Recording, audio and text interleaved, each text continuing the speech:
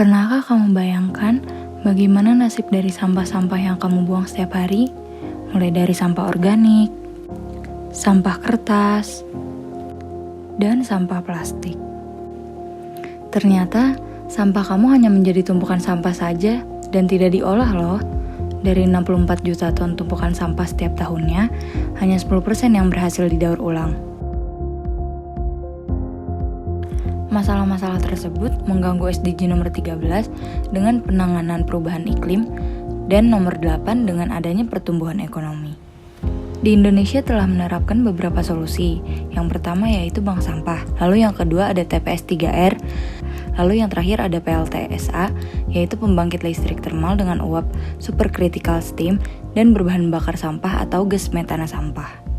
Meskipun sudah banyak solusi dilakukan untuk menanggulangi timbulan sampah, namun solusi tersebut masih kurang efektif dan masih sedikit. Air, tanah, dan udara dirusak oleh sampah. Penyakit mulai bermunculan dan kesehatan menjadi terganggu. Dampak ini tidak hanya dirasakan oleh manusia, tetapi juga makhluk hidup lainnya. Selain kota Jakarta sebagai penyumbang sampah terbesar di Indonesia, kota Surabaya juga masuk sebagai penyumbang sampah terbesar di Indonesia loh. Bagaimana jadinya kalau setiap orang bisa mengolah sampahnya sendiri? Bagaimana jika setiap sampah yang dibuang bisa langsung diolah dan manfaatnya dapat dirasakan saat itu juga? Smart Trash hadir untuk mewujudkannya. Ada satu hal lagi yang menarik loh, Smart Trash juga terhubung dengan smartphone. Masyarakat pun dapat merasakan banyak kemudahan dengan Smart Trash. Lalu, siapa saja sih yang terlibat dalam inovasi di Smart Trash? Smart Trash bekerja sama dengan masyarakat. Lalu yang kedua, Smart Trash bekerja sama dengan pemerintah kabupaten ataupun kota. Smart Trash juga bekerja sama dengan pihak swasta seperti investor. Lalu yang terakhir, Smart Trash bekerja sama dengan akademisi seperti mahasiswa dan juga dosen. Masyarakat dapat dengan mudah menukarkan poin menjadi hasil olahan dan dapat digunakan untuk membuat lingkungan menjadi hijau kembali. Tidak hanya mendapatkan uang dari pihak swasta dan mendapatkan hasil olahan saja, poin hasil pembuangan sampah pada Smart Trash dapat ditukar dengan voucher mitra yang bekerja sama dengan Smart Trash. Jadi bagaimana? Sudah mendapatkan banyak keuntungan melalui Smart Trash?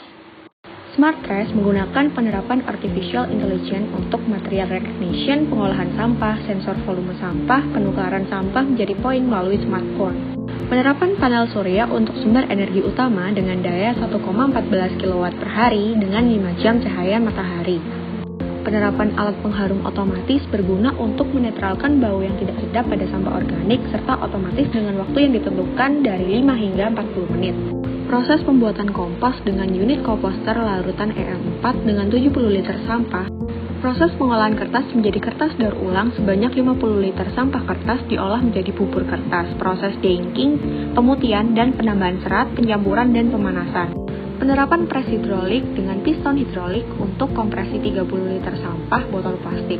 Smart Trash merupakan sistem yang terintegrasi dengan menggabungkan keenam keunggulan menjadi satu mesin dan aplikasi Smart Trash.